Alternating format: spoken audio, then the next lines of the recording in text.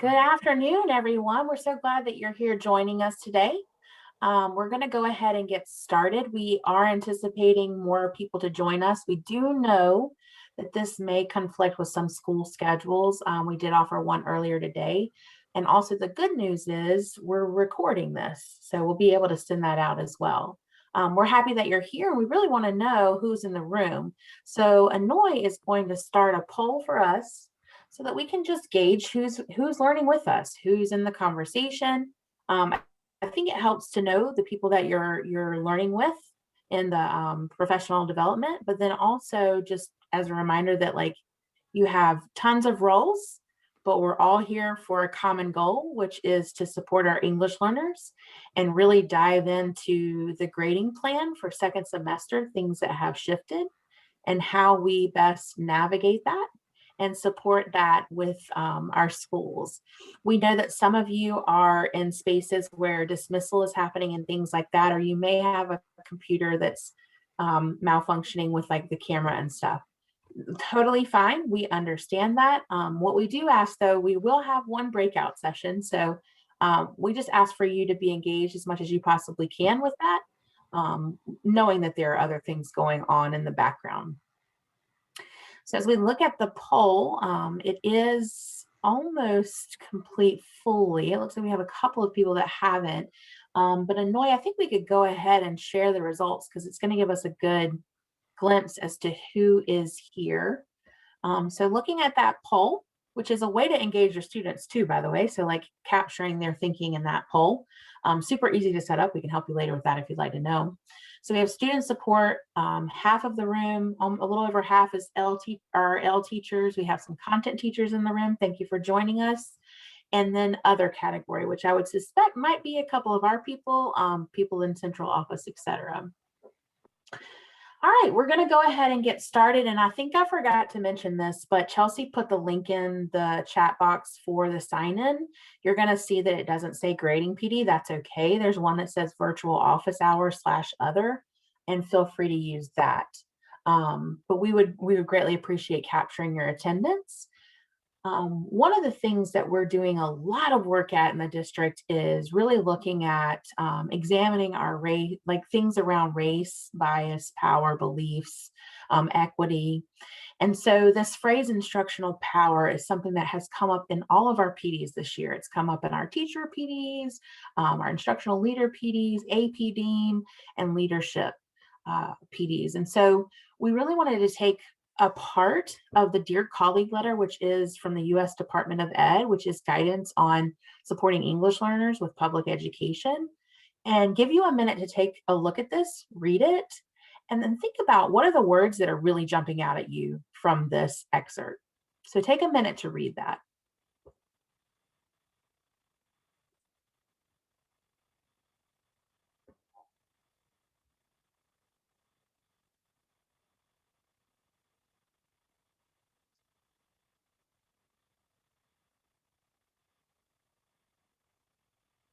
If you're able to engage, if you can open up your chat, and what are the words or phrases that are really jumping out at you from this excerpt from the Department of Ed Dear Colleague letter?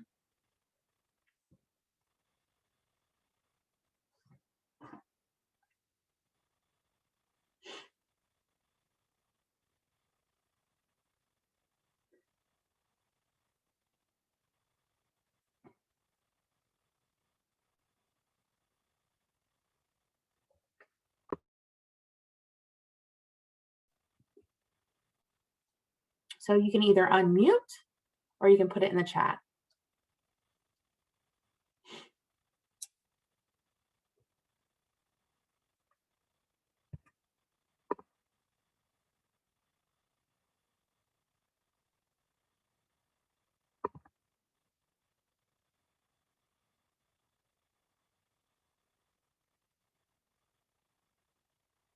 So Amy, if you don't see it, it might be that you have a different window open up in front of Zoom. I believe, is there anybody else that is having problems seeing it? I think Bill King, you've added words, so it sounds like you see it.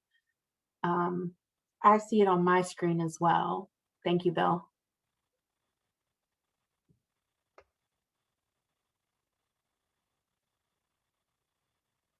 So language assistance strategies, appropriate language assistance strategies too, to add that. Access to grade level core curriculum. Awesome. Okay, Noi, if you will click to the next slide. So these are some of the words that really stuck out for us when we looked at this, really thinking about entitled to instruction, right? Full access, absolutely, Ms. Haley. That it's part of the core curriculum, it's an obligation. Appropriate was lifted up in the chat box as well. Core instruction, and then meaningfully, right? Participating meaningfully as they acquire English.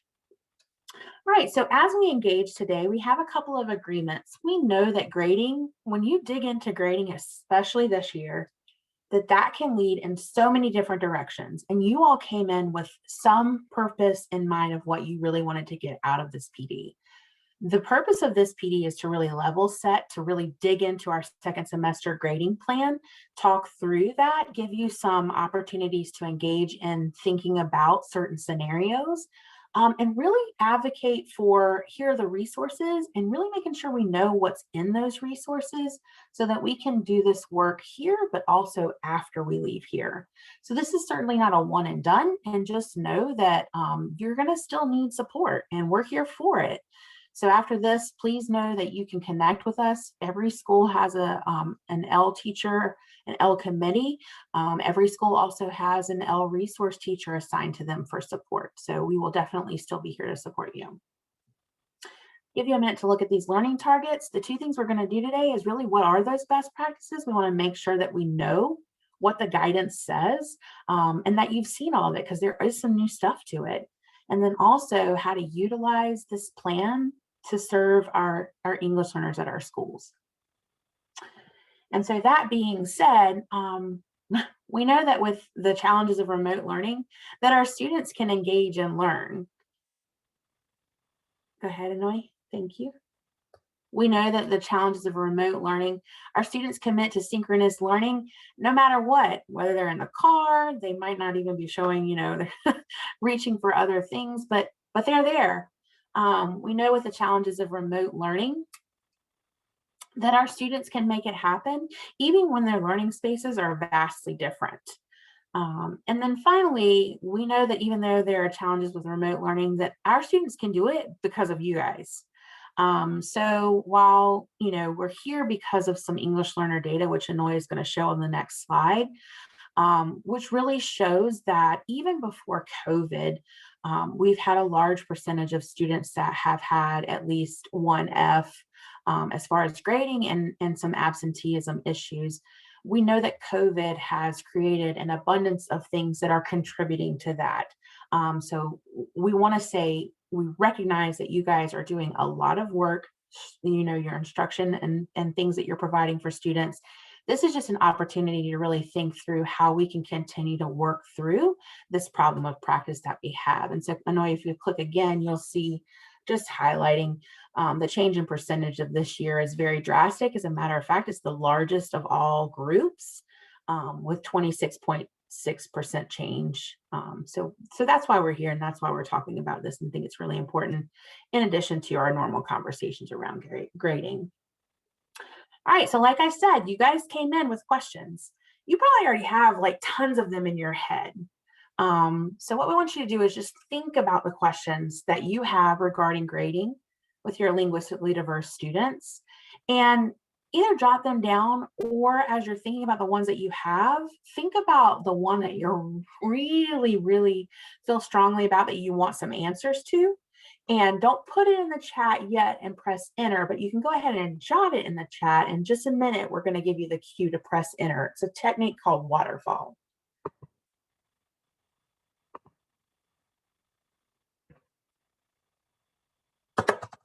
So again, think of one question that you really want to highlight in the chat box that you've brought with you today regarding grading linguistically diverse students. Go ahead and type it in the chat, but don't press enter yet.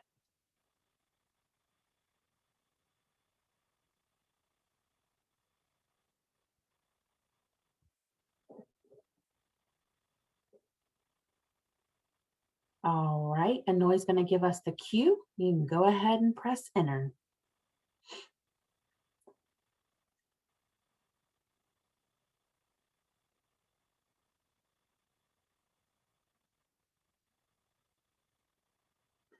What scaffolds can we use on assessments?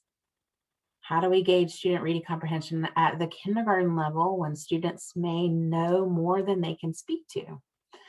I would argue that that question goes even past the K level, right? Making huge progress with foundational skills, that's exciting. And wonder if that also translates to the comprehension piece as well.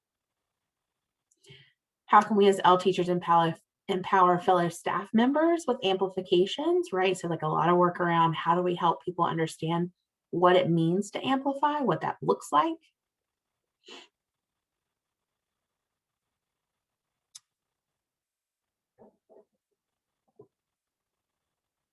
All right, so we're going to go ahead and move on from there. Part of the work that we need to do is not assume that we've all seen the second semester grading plan and that we've all closely read it. So we're going to do that right now. So as we're doing that, you have your questions, and we want to think about, does this text address your question? How does it? Or maybe it doesn't, and maybe you need more information or support with that. So we're going to go into the district grading plan. Yes, Dana, please do not type while driving. Thank you for listening in and being as engaged as much as you can. And then Anoy, if you can zoom in on that a little bit. We're not going to read through the whole thing because we're going to assume that you guys have seen some of this, because if it's not highlighted, it didn't change from first semester to second semester. What we're going to take a look at are the changes for second semester. And we're going to look specifically, the first section is effective grading practices. And so I'm going to read these out loud. So teachers shall prioritize teaching essential standards. Teachers shall not enter a grade lower than 50 into PowerSchool. The grade of 50 indicates the student is struggling in content, but allows the student to recover if achievement improves. Teachers, and I'm going to read the part of F that connects with this one. Teachers shall implement the following guidelines related to formal assessments. Additional instruction/practice will be provided for students who do not achieve initial mastery. Following additional instruction practice, new opportunities shall be provided, but completing test corrections is considered additional practice, does not constitute a new opportunity to demonstrate mastery of content. Students may earn up to 80% on the new assessment. And then if we scroll down a little bit and look at the section for assignments, there are a couple updates of that regarding submission of work that might be late. So according to the guidance in the remote and in-person learning attendance guidance, students will have a 5-day grace period before awarding less credit. A maximum of 5 points may be deducted for assignments submitted after the grace period. And then if the student was not present on the due date because of an unexcused absence, the student will have a 5-day grace period before awarding less credit. A maximum of 5 points may be deducted for assignments submitted after the grace period. And then additional things that have been added to the grade, or altered, I guess, either way, to the grading plan for all students when we look at the assignments. So classwork, informal assessments, homework, minimum of 1 informal grade per week. And you see the designated percentage of that, elementary 40%, middle school 35%, and high school 30%. And then for formal assessments must include a variety of assignments such as tests, comprehensive writing assignments, projects, etc., that allow students to demonstrate mastery of a standard or standards. And then from there, I'm going to turn it over to Kelly. Thanks, Amanda. So now we're going to move into some more L-specific grading as opposed to just all students in general. I'm going to read the first 3 paragraphs of this section here that you can find at the end if you're following along of the whole document. Grading English learners. Teachers will maintain high expectations based on the North Carolina Standard Course of Study for English Learners, L, to determine language growth and mastery of grade level standards. Teachers must amplify instruction, assignments, and informal assessments based on students' English language proficiency levels in reading, writing, listening, and speaking. These levels are determined by the WIDA WAPT screener or access test. Teachers must support English learners with arranging a schedule for completion of missing homework and/or assignments to overcome a language or culture barrier as opposed to the student initiating. Formal assessments, which should include a variety of assessments, shall be administered without amplifications. Students not achieving mastery, 80%, on an initial formal assessment shall be provided a new opportunity with appropriate amplifications. Report card grades should reflect student performance with appropriate instructional and language supports in place. Students should not be limited from earning the highest grade in the content area. A student may receive below grade level marks if the instructional supports, language supports, and accommodations specified in the English Learner or L plan have been implemented and the student either makes no attempt or has not shown progress toward language acquisition and content mastery. Students should not receive grades of D or F or other failing grades on assignments solely based on limited English proficiency. School-based L committees shall meet to review and amend L plans for struggling students. L teachers must be involved in grading, promotion, retention decisions for Ls. And on to Chelsea. All right, and I will read the next 3 paragraphs. So the Equal Educational Opportunity Act mandates that no state shall deny equal education opportunity to any individual by the failure by an educational agency to take appropriate action to overcome language barriers that impede equal participation by students in an instructional program. Students who are identified as English learners should receive accommodations on assignments and assessments to allow them to engage in on-grade level content. Teachers should assess student work based on these accommodated assignments and assessments and not compared to their peers or other norm reference standards. While students with accommodations can receive below grade level marks, these marks should be based on the student's performance with specified accommodations.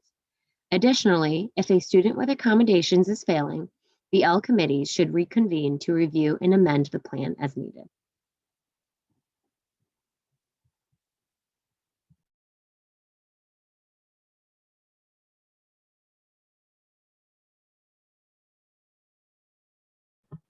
Thanks, Chelsea. All right, Anoy, we're going to go back to the slide deck. And listening with a focus that strategy. So you came with your question, thinking through like, was there information in that supports an answer to your question? Maybe it didn't answer the entire thing, but it's evidence that will help you kind of like put together. But keep it in mind because we're going to take a look at further guidance now. Christina is going to walk us through the FAQ and do some work with that. So an additional resource we have is we gathered all the frequently asked questions pertaining specifically with L students and grading.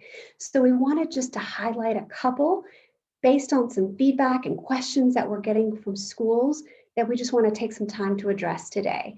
So if you could just take a few moments to read some of the questions and answer choices in front of you, and then we'll spend some time talking through these.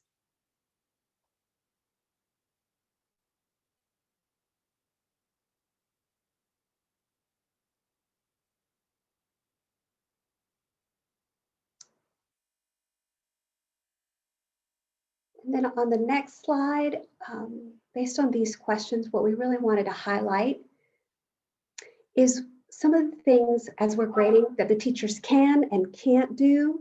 So specifically simplifying instruction, we really want to focus on what that means and to stray away from that. We don't want to just summarize in isolation or simplify a text, translate an isolation into their first language, and reduce the number of questions.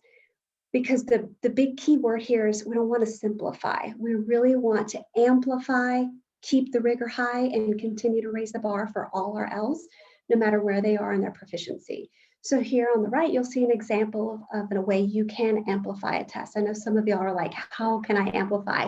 And some of the questions you put in the chat. So here's one example where you can really add some visuals, some questions to guide the students within that rigorous text. And again, these amplifications are taking place once the information was retaught and worked through in a lesson format so that we're preparing them for that new reteaching opportunity or retesting opportunity. On the next slide, I think, let's see, not sure if we skipped some questions, but on this one, another thing that teachers really shouldn't do is assume the students need language support in their formal assessment. So the first assessment that they get should not be amplified. We never want to have that assumption. So that's something we don't want to do. But once we do give that first initial formal assessment and we see how the students performed and we see that they still need support, that's when amplification for formal retest can be given with language supports based on data from the initial assessment. So here you see a quick example of one done from biology, where after they took the first assessment, the teacher could then add some great visuals to really support the retest opportunity. On the next slide, there's also another thing to guide the students is when the teachers are giving grades, we want to make sure that students, if we're wanting to give a D or an F, we cannot do it if we haven't amplified. So it's not just assessments, but assignments as well. We cannot penalize a student just because their proficiency might not be where they need to be right now. We still are providing amplified material in both assessments and assignments so that they do not fail solely on language proficiency. But what the teachers can do is give students below grade level marks if they have included instructional supports, language supports, accommodations based on their L plan. If all of those things have been provided and the student still is either not attempting or has not shown growth through progress, that's the only time we can then give a D or F, when all those things have taken place. On the next slide, here are a couple more questions about grading itself. I'll give you just a moment to look over those.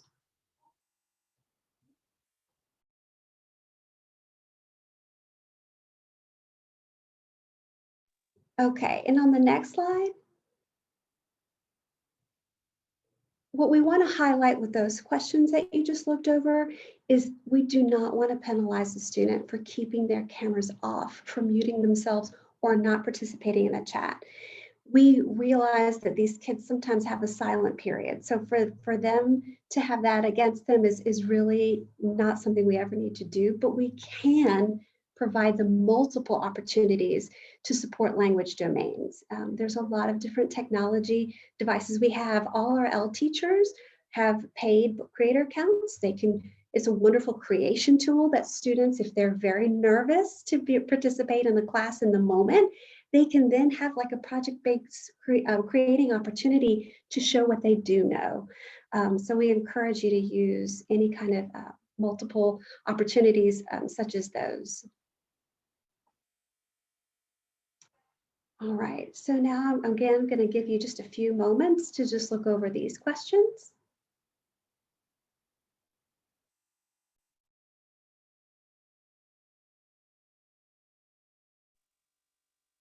All right, and on the next slide, what we want to highlight, oops, here's a couple more questions. I think, so if they're dually certified, if translation materials, the next slide shows you what we can do based on that. We want to be careful if we are going to rely on translated materials, to rely on translations that are appropriate. We don't want to translate everything and only have that for them, because again, our goal is for them to learn English. So we want us not to translate everything and rely on it solely, but to use their home language with intention. Scaffolds that can be given initially to build background, to help support them with their new knowledge, but eventually take those scaffolds away so that they can then rely on their new learning. And I think it's another thing to note is the child's proficiency in their first language, that they are literate before we give anything that's translated for them as well. All right, so here are a few more questions. I'll give you just a moment to look over.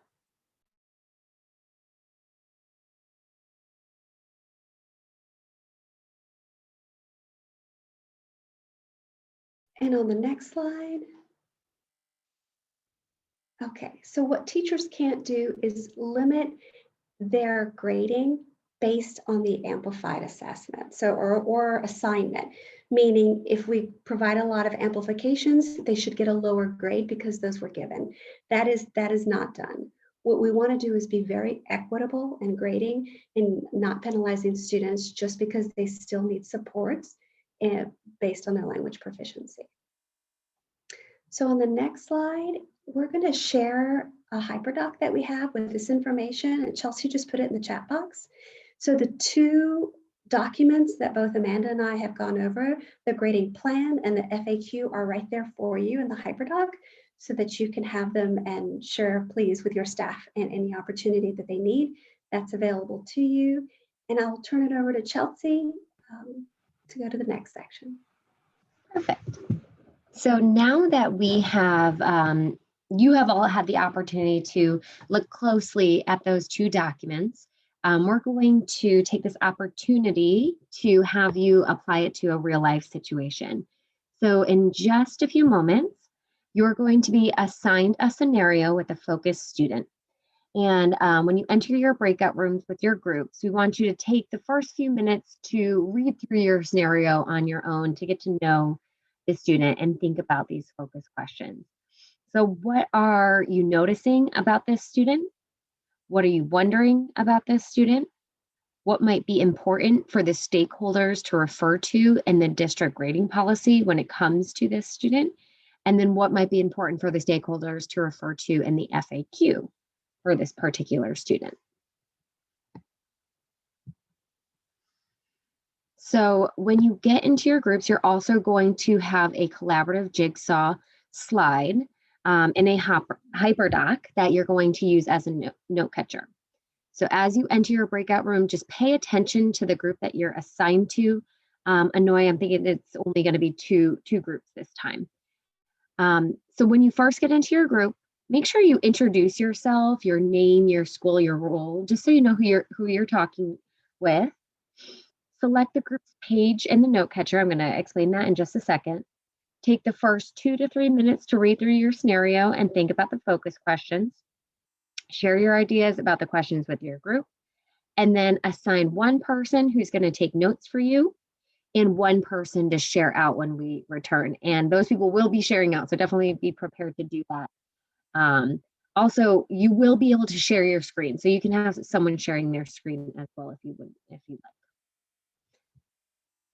All right, I am sending the link to you of this note catcher, but the directions are here on the screen as well. On the first page, you're going to see the directions if you forget what those were. It's all on the first page for you to refer to. And then you'll kind of see down at the bottom your group numbers. So it'll be either group 1 or group 2. So you'll just click on that, or you can just go to the next pages. On slide 2, if you need an example to refer to how you might answer these questions, we have an example for you on slide 2 with an example scenario as well. And then finally, your note catcher is going to look like the screenshot on the bottom. So you'll see the space where you can add the presenter's name. You can click where it says scenario 1, that will lead you to your scenario. And then your note catcher, your typer is going to go ahead and take notes there on that document. So if you have gotten the HyperDoc up, make sure you're clicking on session 2. Otherwise, just use the link that I put in the chat box for you. Make sure it's the session 2 note catcher, March 3rd, session 2 note catcher. And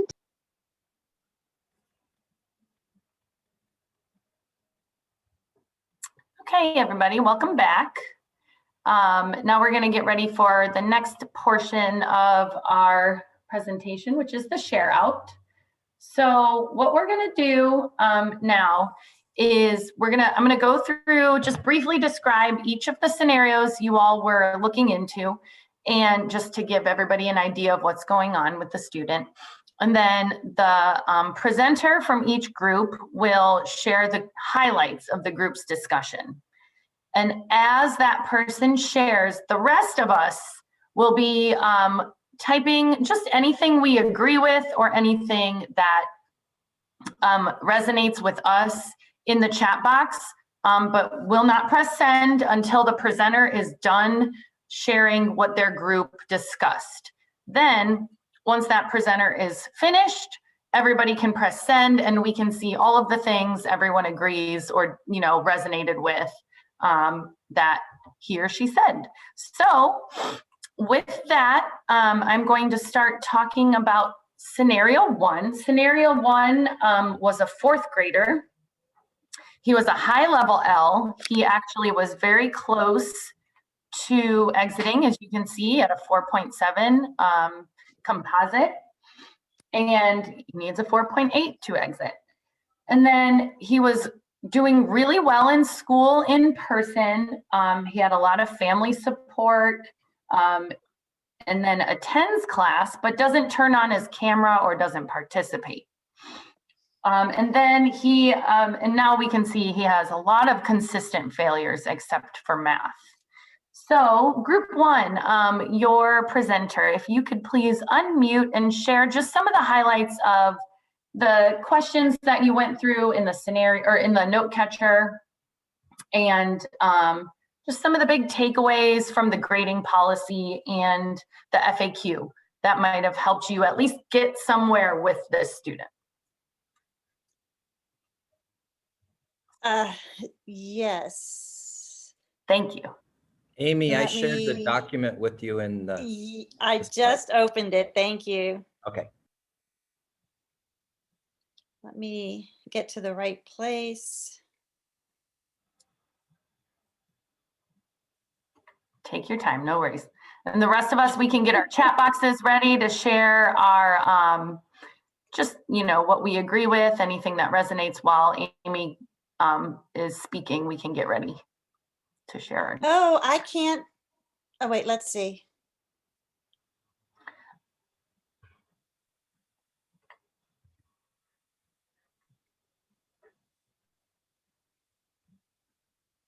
Oh, okay, there you go, perfect, love it. Well, this is a lot easier. There you go. Okay, so just to recap, basically, I know you can read this, but we noticed that this student was very much liked by the teachers and they had a good relationship, but that didn't follow through virtually because he doesn't do his work, even though he attends every day. He's not engaging in class. The parents are good supporters, but they are not home all the time. So they are, I'm sure at times without supervision, which may affect the work and his attendance and engagement in class. What we wondered was, why is he failing if his proficiency level is so high? Why is his camera turned off? And how aware is the family about the assignments that he is missing? And how are the other students, how are his siblings doing? Are they struggling as well? And are they younger or older? Was there maybe some kind of responsibility on his part to take care of the other siblings that the teacher might not be aware of that might be affecting his grades? Important for stakeholders, just considering the grading policy, make sure that the teachers are allowing late assignments, find out why he's not doing the assignments, adhere to the 50% grading policy because there are grades on there less than that, and look at the new opportunity to retake assessments and new learning opportunities through help and amplifications. And finally, what might be important for the stakeholders to refer to in our FAQ How can participation be measured remotely? We talked about the monitoring apps that the district offers and how they sometimes are not reliable because students know how to do the get around of them. But that also, we also talked about the difference between iPads and Chromebooks being able to be used with Canvas and how user-friendly Canvas is with the different technology. And could that be some kind of a factor as well? Thank That's you. Very, very thorough. Thank you so much, Amy. And now if the rest of us could share just one thing you connected with that Amy said from her group's discussion, go ahead and enter that in the chat box, and you may press send if you already have.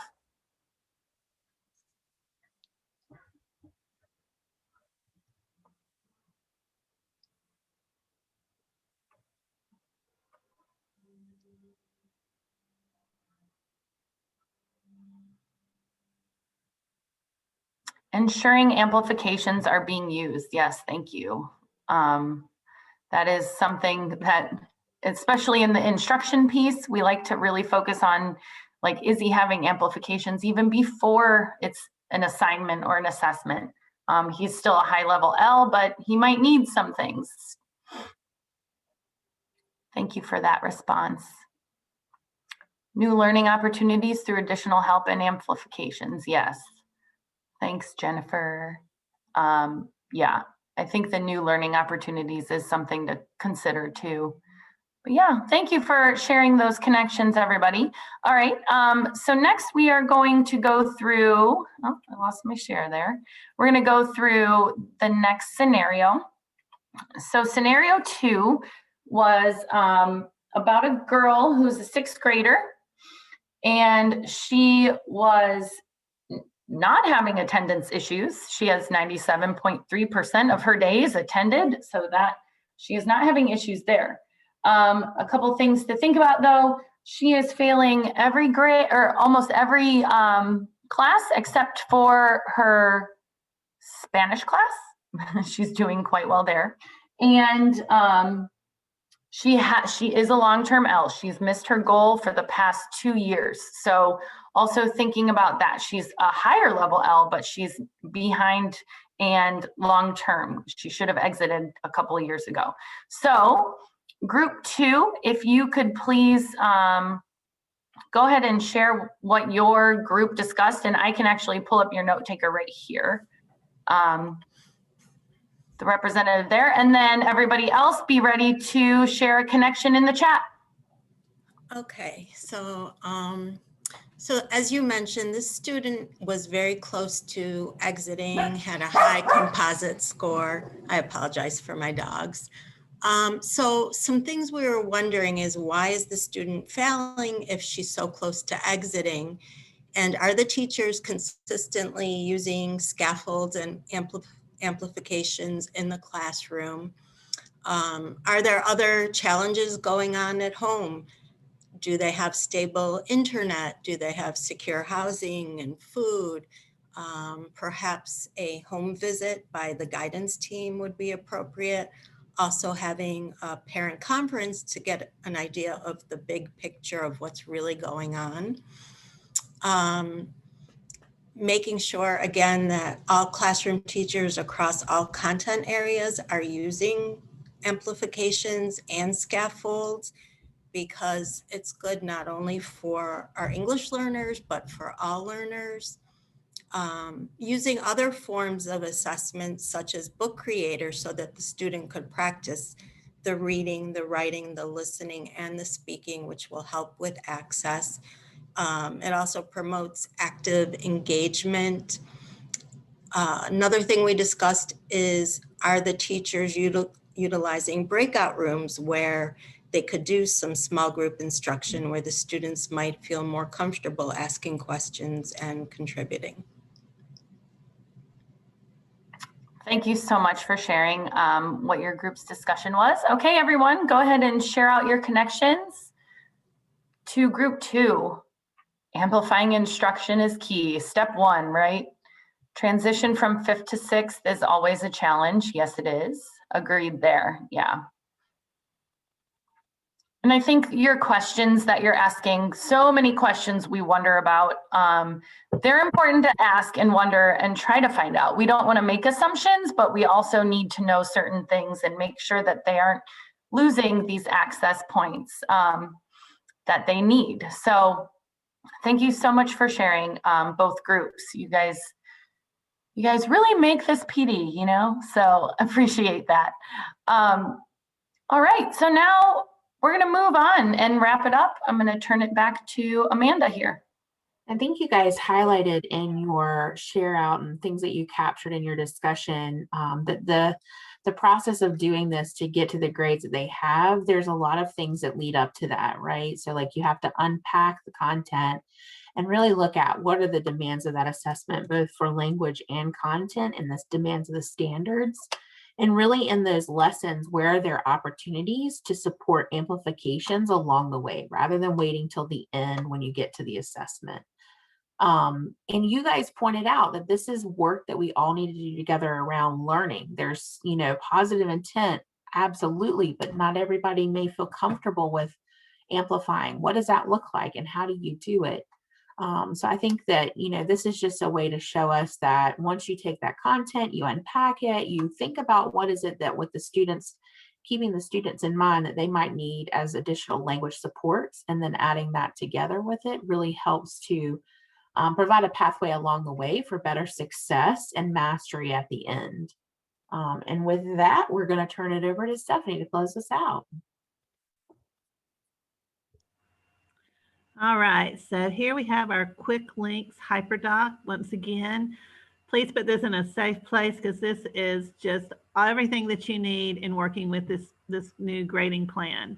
It's got a copy of the presentation that we just did, a copy of the grading policy, the FAQs, different school support. There's resource teachers and counselors available for all of your schools, and then additional resources that you can use as you work in your schools with your English learners and your staff. And Chelsea put a copy in the chat box so you can pull it that way. And then the last thing we have to do is ask for any feedback that you have, any support that you still need.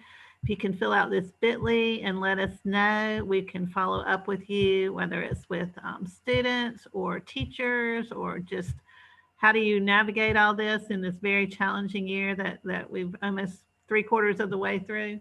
But thank you so much for coming today, and we are here to support. So please don't hesitate to reach out if you need us.